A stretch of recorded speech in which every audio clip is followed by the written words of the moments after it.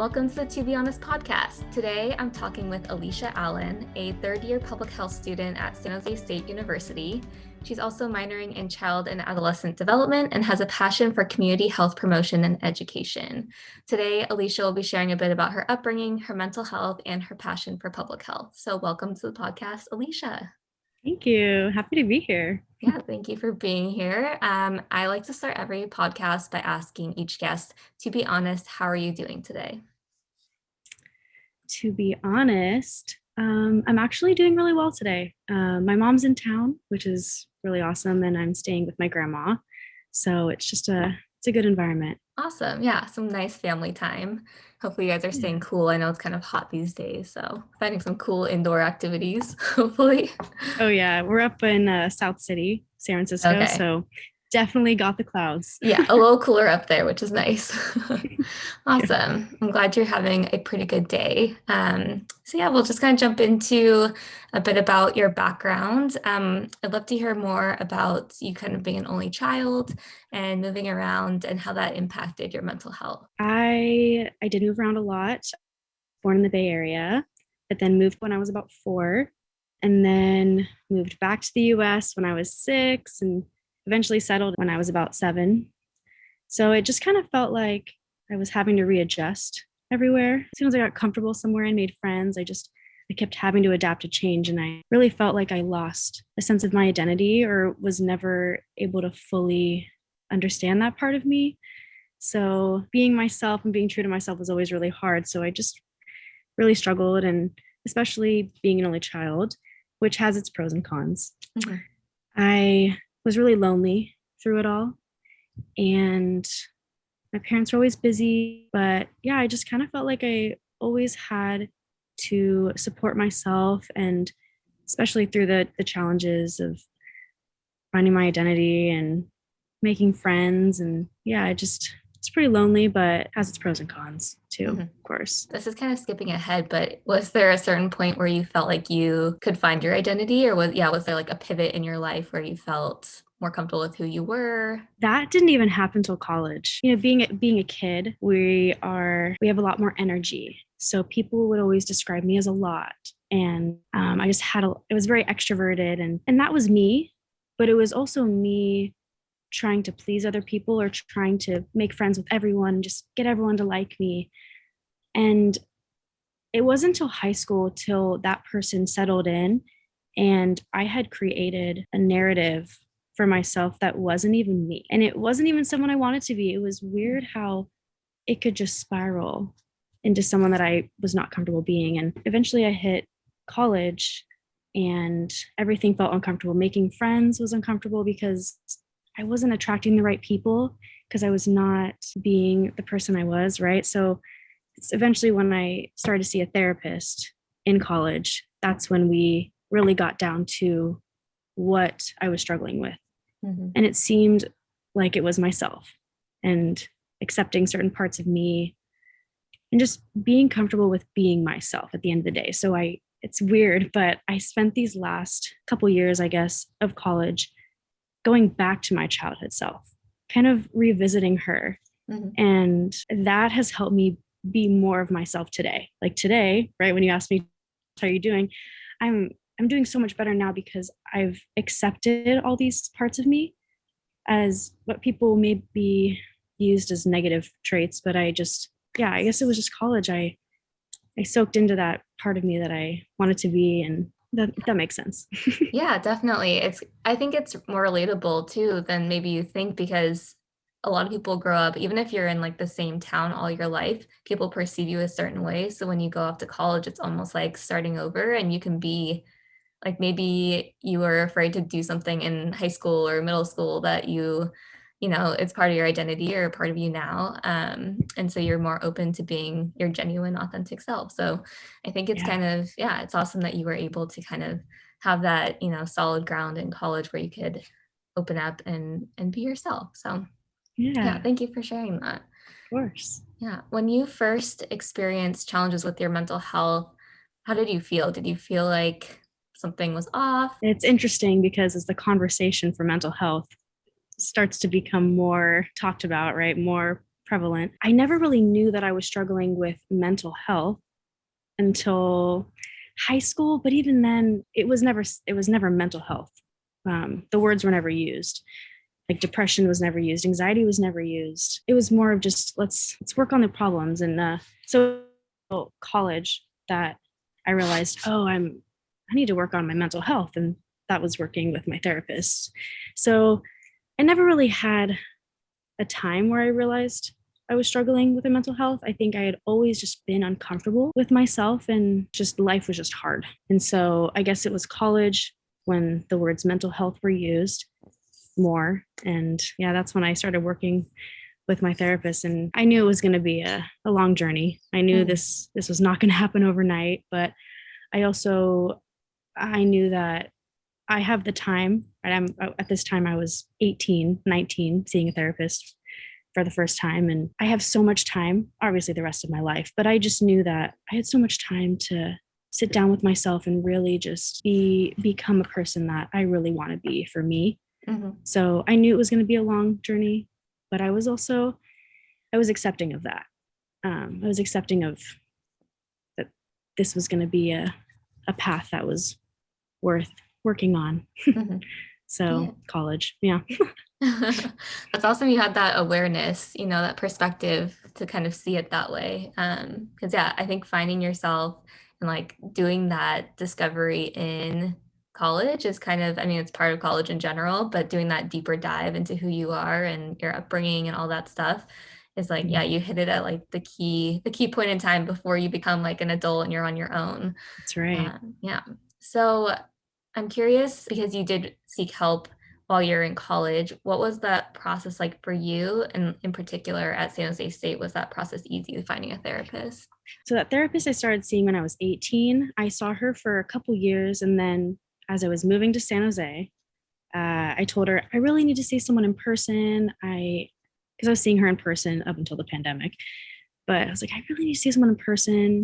So I'll try to find a new one. So I stopped seeing her and was hoping that as soon as I started at San Jose State, I would go find a therapist somewhere else. And that never ended up happening. I did not find the time. I did not put it as a priority, of course. But I eventually got to a point where I did need to start talking to someone because it was getting rough in my first semester. And so I went to CAPS, which is the Counseling and Psychological Services. And I think my professor actually recommended CAPS for me. And you're only allowed about 8 sessions a year. So if you want to keep it organized, 4 sessions a semester. So I started to see someone and they were really nice and they were really, really helpful. And it was definitely easy, but by the time I wanted to start seeing someone, when I wanted to start seeing someone, I couldn't see them right away. I had to wait about 2 to 3 to 4 or so weeks before I had my first session, I guess, with just a counselor. And so that kind of hurts me, knowing that a lot of people are struggling and they need to talk to someone ASAP. Mm-hmm. So although it was a great resource, I decided to start seeing my therapist again, the same one. I started seeing her again my second semester, I think early second semester. So this January. I'm curious because you mentioned when you got to college, things kind of got a little worse. Did that have to do with like loneliness, being in a new like kind of foreign area? What kind of do you think triggered your depression? San Jose, from my perspective, although I grew up in the Bay, I was only here for about 4 years, so I didn't really know what to expect. And by the time I got here, it was just a very aggressive city. Very fast paced, which makes sense, Silicon Valley, and there's just a lot of people, but it just felt very aggressive. It just felt like everyone was fending for themselves. And although people were nice, I felt very disconnected from the community.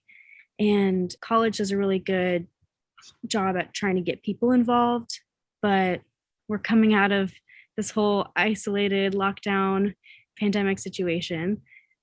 So that everything is like opening back up and everything's smaller, and I just did not feel connected to campus. So I was super lonely, and that was a big part of it. It's really feeling disconnected and not knowing where I belonged, right, in San Jose. So, and I'd felt that, across my whole life, moving a lot and always having to readapt and find my belonging and find my placement. But here was different because I was 21, so you're much older now, and it's all on you. I think I got into a weird spiral where I realized it was just too hardcore, and I didn't want to have any part of it, and I was so overwhelmed. So it really got to a point where I just put myself in this spiral, and I didn't really want to get out of bed. I ended up not getting a lot of sleep sometimes, staying up till 4 a.m, 5 a.m, doing, I don't even know what, cleaning, like what?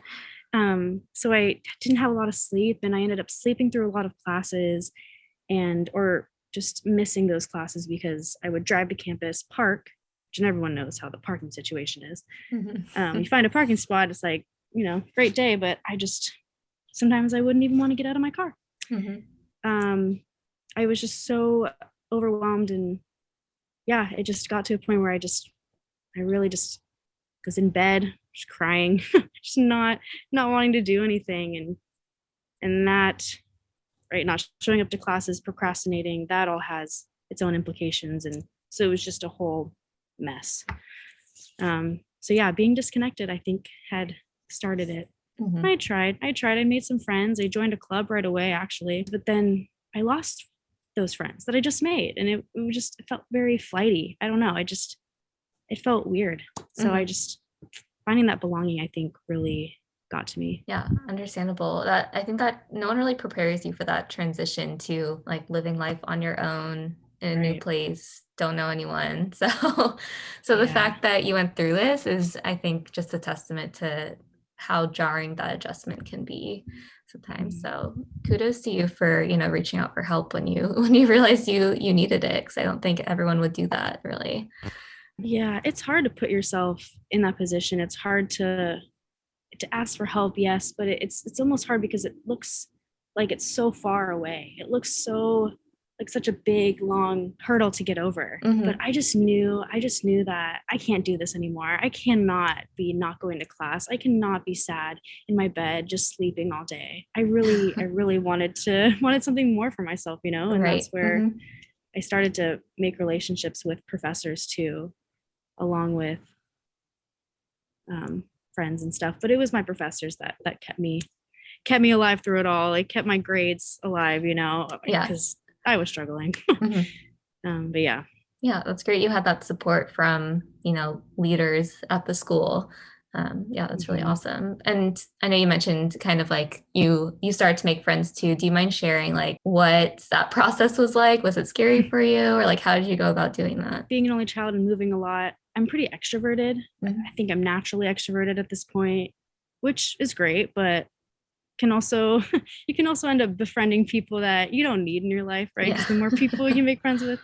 Yeah, I always ended up befriending someone in each of my classes. Like for some reason, I always ended up resonating with someone, and we ended up talking, and because we both needed help with grades and our assignments and stuff. So I think I would just try to talk to people in my classes a little bit, whether they sat around me, or I think the teachers did a good job at putting people into groups too, because you had to talk to people. But we all had masks on too, so that was really it's a big barrier. I mean, you don't even realize how much seeing someone's face helps you connect with someone, and just by seeing their eyes, it really challenges you to step outside of your comfort zone right there and find other creative ways to have a conversation, or get someone's number, right? Because you guys want to connect and make group chats and stuff. So I think I would just take advantage of those group situations to joke around a little bit or add some humor. So we added some life to each other. We weren't just all just beings just trying to write something or whatnot. So I think I would just be open and be extroverted, but it's hard. It's really hard too, because how do you know who to trust? I do know that the school has different groups and stuff, but I obviously never got myself into using them to make friends because it didn't feel like they were that available or there was that many groups and stuff like that. So yeah, joining the club too might have helped a bit making friends. That was a really good. I actually met one of my really good friends right now through a club. She was president of the club and she got me the intern position, got me into the membership coordinator position. So I really met friends through there. So joining a club is a good thing too. But it's hard to find what works for you. Yeah. Too. Yeah. Yeah, I was all over the place. Yeah, no, I think that's still good advice. I think the classroom, especially when you're in like a specific major, like really helps you connect with people over similar interests already, since you're all studying the same thing. So yeah, and the group situation, I think you're right. Like taking advantage of that is a good way to kind of make people become your friends. Yeah, right. In a subtle way. Yeah, oh, totally. But everyone wants friends. Right. That's the thing is like we all want some study partner and we all want friends, but we never know how to approach that with one another. And the more I started to befriend people, the more I realized we are all so similar and we're all equally as nervous and we're all equally as anxious and all this stuff. So just being you is going to attract the people that you want to have. So going through this journey of finding myself along with everything else I was combating over the year, right, for each semester, just being me in those situations really helped me attract people that I needed in those moments.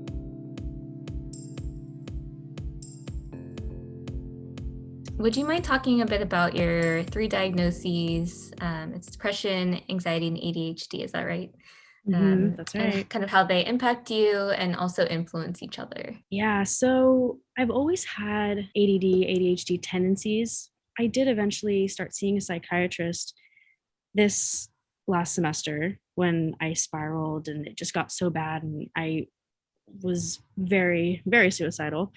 Because I mean, we all get that way sometimes. We feel like it's just so hard to do life in different extremes for different people. But when I finally saw a psychiatrist and we were trying to work on my depression, which she thought was being caused by my anxiety, while I was also having some ADHD tendencies, kind of just made it a whole mess. So we started by targeting my anxiety and depression and working with that to see if maybe my anxiety is the reason I procrastinate or I just kind of all over the place sometimes, and which was great.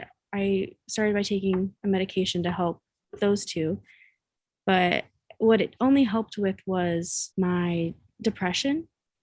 I realized like it got me out of my funk, right? So it got me to not be in bed all day and get out all the good stuff, but I was still very anxious and I was still nervous and I was still not getting stuff done like I should. I was just not concentrated. So that's when I got gone back to her and we talked more about me possibly having ADD. So we'd taken the test, right? There's like a piece of paper and however you feel, and finally realized like, yeah, I have ADD as well.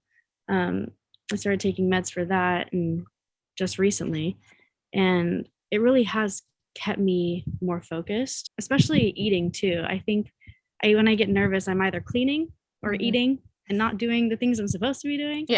Yeah, I don't know. It's weird how they're all intertwined. It's weird how those 3 different things are all intertwined. It always felt like whenever I procrastinated and I didn't do things or I didn't show up to class, right, then I'm depressed. But then I was also depressed. The reason why I couldn't show up to class and I was procrastinating was because I was depressed. So it was always hard to find what caused what. And it just kind of felt like I'm just struggling. And these are the things that we need to target to fix that. And now just the weird way they all intertwine. I don't know, the way I describe it sometimes is just looks like a whole mess in my head, like all squiggly lines, you know? They're all connected, you know? So that makes sense. Yeah.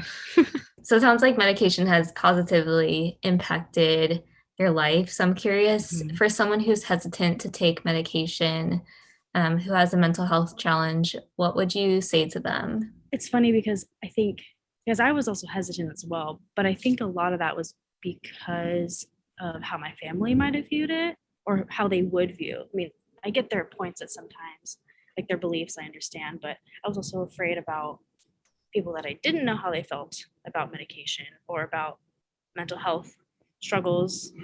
Um, I was nervous to see how they would react to me taking that kind of stuff. So, and it's interesting now looking back that if it's going to help you, do it. You know, if you have the accessibility, right? So that's something that a lot of people don't have, especially when it comes down to seeing a therapist and whatnot, which the school, if you need resources outside of the school, they are required to provide. So you have the right to ask for whatever you need.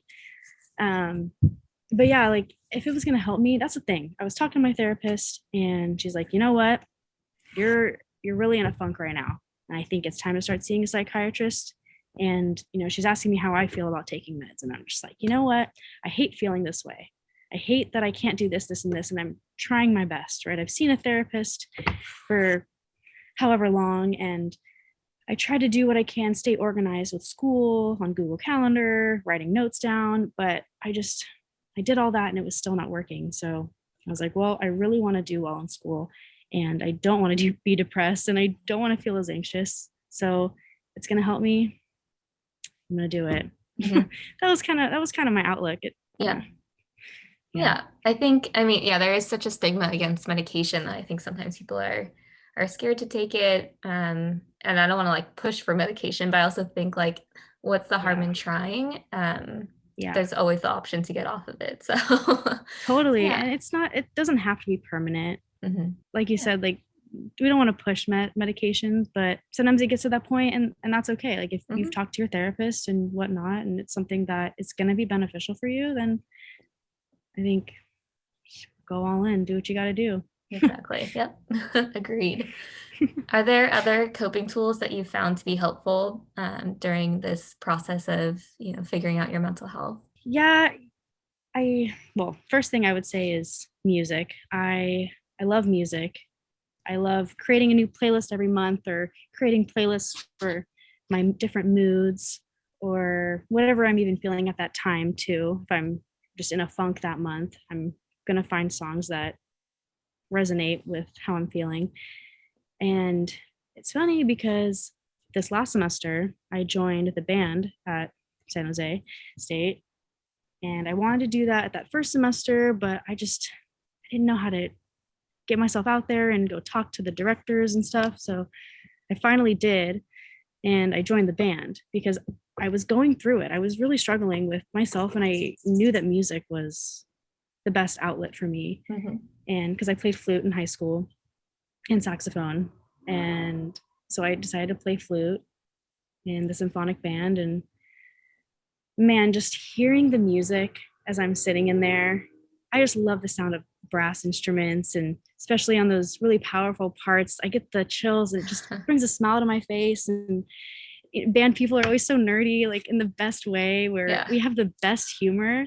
So just having, even if the class was only like an hour and a half, almost 2 hours, those times I was smiling and laughing what was it, 2 times a week? Those were really, really important. So music is a big coping tool, I would say, because I just never got into journaling, or I'm still trying to. My therapist is trying, but I love music. Yeah. It's my number one. So awesome. that's what I did. Yeah. That's amazing. I didn't know that you were part of the band.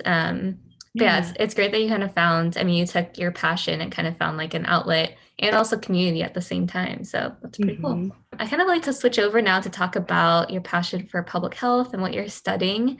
So I'd love to know what sparked your interest in public health. So when I first moved out to California, I actually was going into nursing, which is not uncommon for public health majors to start with nursing, because what do we know when it comes to the medical field that we can start doing is nursing. It's just, we all know. But obviously had no idea about public health freshman year of college. So I'd gone in through nursing and done those classes.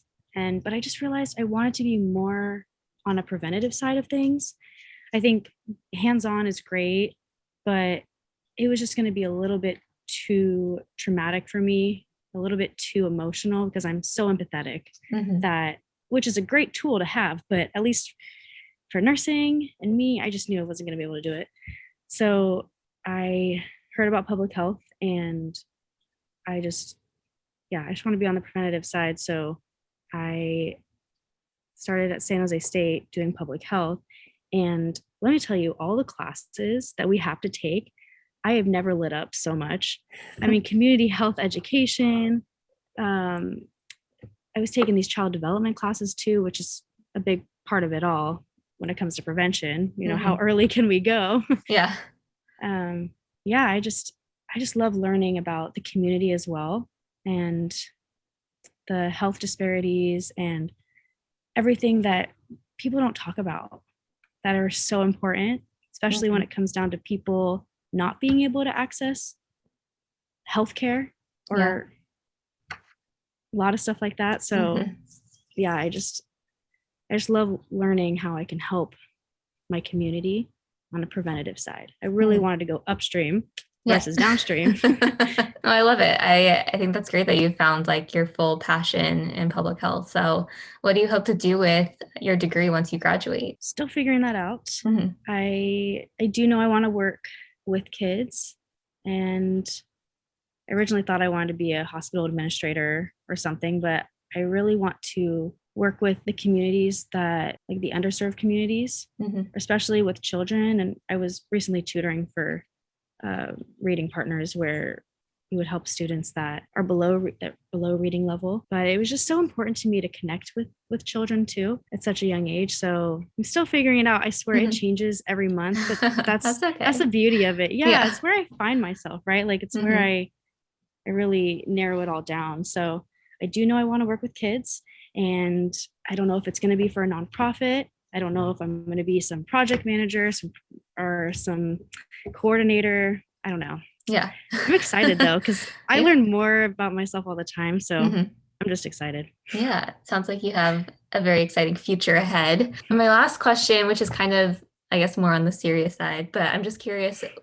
if you have a perspective on the intersection between mental health and public health and what that connection is. Kind of like how my depression, my anxiety, my ADD all is connected, and you just never know what affects the other more. And I think it's the same way when it comes to, we talk about public health and mental health, because physical health is just as important as your mental health, and working on your mental health can affect your physical health, you know, getting yourself up and getting yourself outside and moving and doing your daily routine things. As important as it is to bring awareness to other parts of health that we typically talk about when it comes to eating right and, you know, just the plethora of things. It's just so important to check in with yourself mentally and how you're doing, because I didn't realize how much of that part of me was really affecting everything else. I mean, right when I talk about staying in bed all day, I was not going outside. I was not working out like I was not eating the things I was supposed to. And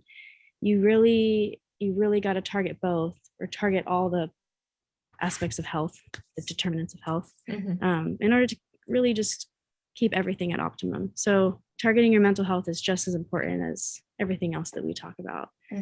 And I want that conversational piece to be more talked about when it comes to public health.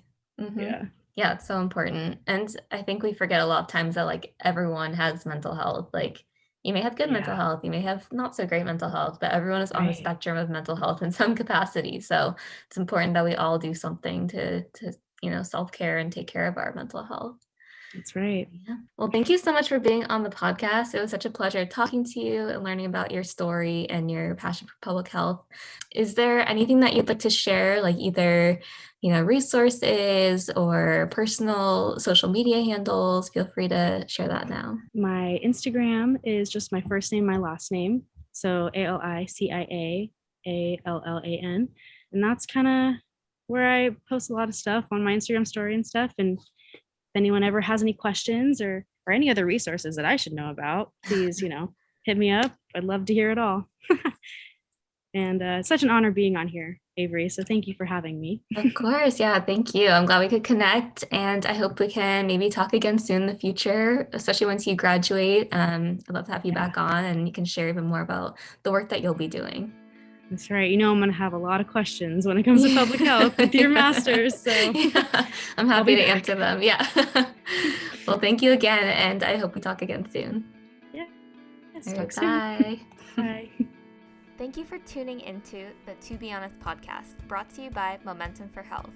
We're so happy to be able to share the personal behavioral health and wellness stories of youth and young adults in Santa Clara County. If you live in Santa Clara County and are in need of behavioral health assistance, please call 800-704-0900. You can also reach the Suicide and Crisis Lifeline 24/7 by dialing or texting 988. That's it for now, but we'll be back in just 2 weeks with another episode. Bye!